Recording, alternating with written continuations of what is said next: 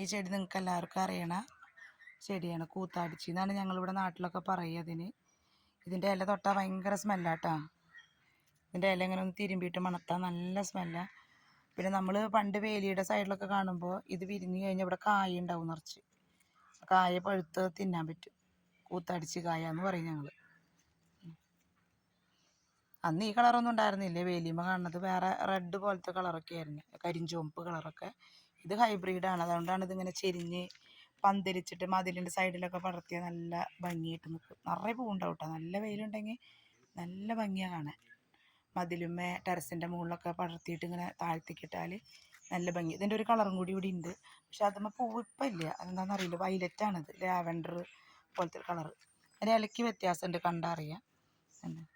ഇത് ഞാൻ കുറേ ഇതിങ്ങനെ കൊണ്ടുവച്ച് നോക്കിയിട്ട് ഒക്കെ ഉണങ്ങിപ്പോയി. ഞാൻ ഈ തണ്ടാണ് കൊണ്ടുപോവുക, അത് കൊണ്ടുപോയി ഉണങ്ങുക. അങ്ങനെ ലാസ്റ്റ് എനിക്ക് മനസ്സിലായി ഇതിൻ്റെ ഇങ്ങനത്തെ ചെറിയ ഇലകളില്ലേ, ഈ തലനുള്ളി വെച്ചാലാണ് ഉണ്ടാവുകയെന്ന്. അപ്പം ഞാൻ കഴിഞ്ഞ പ്രാവശ്യം ഇതിൻ്റെ അതൊക്കെ ഉണ്ടായി. ഇതൊക്കെ അമ്മയുടെ കളക്ഷനാണ് കേട്ടോ.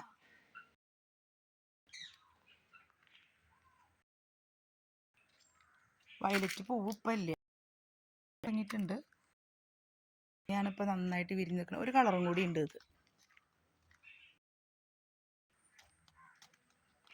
ഇതൊരു കളറും കൂടിയാണ്. പക്ഷെ ഇത് ഇങ്ങനെ നല്ല സ്ട്രെയിറ്റ് ആയിട്ടാണ് നിൽക്കണത് കേട്ടോ. പണ്ട് പറഞ്ഞ പോലത്തെ വേലിയമ അതിര് പോലെ അങ്ങനെ നിൽക്കണതാണ്. ഇതിൻ്റെ കളർ നല്ല ഭംഗിയായിട്ടാണ് കാണാൻ.